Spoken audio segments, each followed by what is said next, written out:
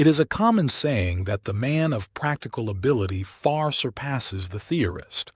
Just what is meant by practical ability is perhaps hard to explain. It is more easy to tell what it is not than what it is.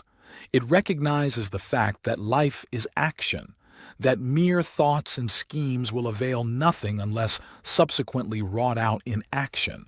It is an indescribable quality which results from a union of worldly knowledge with shrewdness and tact.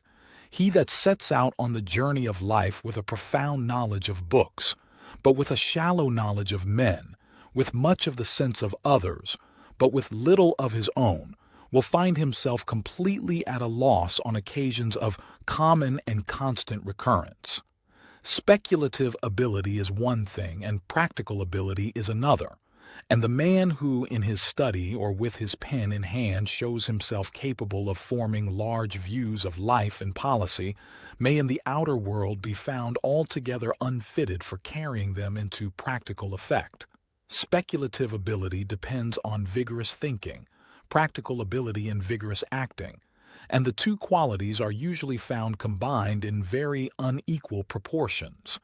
The speculative man is prone to indecision. He sees all sides of a question, and his action becomes suspended in nicely weighing the arguments for and against, which are often found nearly to balance each other, whereas the practical man overleaps logical preliminaries and arrives at certain definite convictions, and proceeds forthwith to carry his policy into action. The mere theorist rarely displays practical ability, and conversely, the practical man rarely displays a high degree of speculative wisdom. If you try to carve a stone with a razor, the razor will lose its edge, and the stone remain uncut. A high education, unless it is practical as well as classical, often unfits a man for contest with his fellow man. Intellectual culture, if carried beyond a certain point, is too often purchased at the expense of moral vigor. It gives edge and splendor to a man, but draws out all his temper.